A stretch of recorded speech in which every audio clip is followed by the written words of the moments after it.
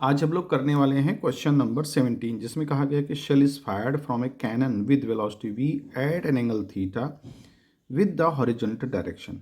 At the highest point in its path, it explodes into two pieces of equal masses. One of the pieces retraces its path up to the cannon.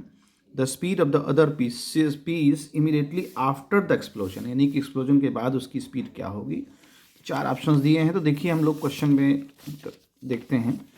यहाँ से हमने एक तोप से एक गोला मान लीजिए 2m मास का था और उसको यहाँ से दागा, यानी कि एक्सप्लोड कराया।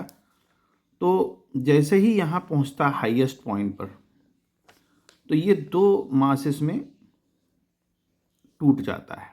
ठीक है, दो मासेस में टूट जाता है। तो चूंकि किसी एंगल पर था और उसकी स्पीड v थी, तो अगर हम इसका देखें, दो कंपोनेंट बनेंगे, v cos थीटा और v sin थीटा। अब हम लोग पढ़ चुके हैं कि जो हॉरिजॉन्टल कंपोनेंट होता है वो चेंज नहीं होता है, क्योंकि हॉरिजॉन्टल डायरेक्शन में कोई फोर्स नहीं लगता। इस वजह से हॉरिजॉन्टल डायरेक्शन में जो उसका क्या नाम से जो वेलोसिटी होती है वो वही रहती है। तो यानी जो v cos थीटा है यहाँ भी वही, अगर हम ये मान लें इसका वेलोसिटी इस यहाँ हाईएस्ट पॉइंट पर v1 हो गई है, तो v1 की वैल्यू जो है यहाँ पर v cos थीटा के बराबर हम मान लेते हैं, क्योंकि ये चेंज नहीं होता है।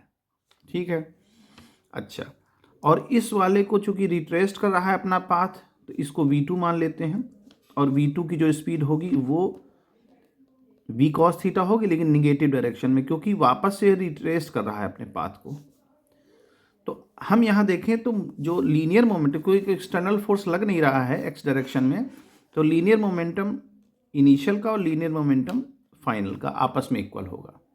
तो यहाँ देखते हैं लीनियर मोमेंटम यहाँ स्टार्टिंग में, तो इसका था मास 2m into velocity v cos theta. ठीक, और इस वाले चूंकि दोनों इक्वल पार्ट में डिवाइड हो गए हैं, तो एक का मास m और वेलोसिटी हो जाएगी माइनस v cos थीटा, ये मोमेंटम हो गया। दूसरे वाले का मान लीजिए मास m है और इसका मोमेंटम हमारा v1 हो गया। हमें v1 पता करना है क्या चीज़ है। तो अब यहाँ देखें अगर हम, तो 2mv cos थीटा यहाँ से मिलेगा हमारा minus mv cos theta plus mv1, ये v1 हमको पता नहीं है। ठीक है, यहाँ से 2mv cos थीटा हो गया।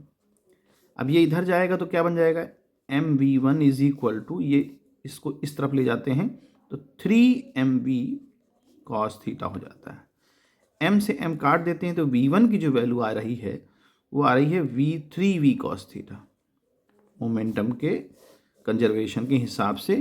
यानी कि ये जो हॉरिजॉन्टल डायरेक्शन में बदलता नहीं है, लेकिन जो v1 की वैल्यू है वो 3v cos थीटा के बराबर आएगी। ये हमारा जो है आपका लीनियर मोमेंटम से हम ये कह सकते हैं। तो हमारे चार ऑप्शन दिए गए, 3v cos theta, 2v cos theta, 3/2v cos theta and v cos theta. तो ये वाला ऑप्शन हमारा करेक्ट होगा, ऑप्शन नंबर ए। तो इस तरह से इस क्वेश्चन को कर सकते हैं।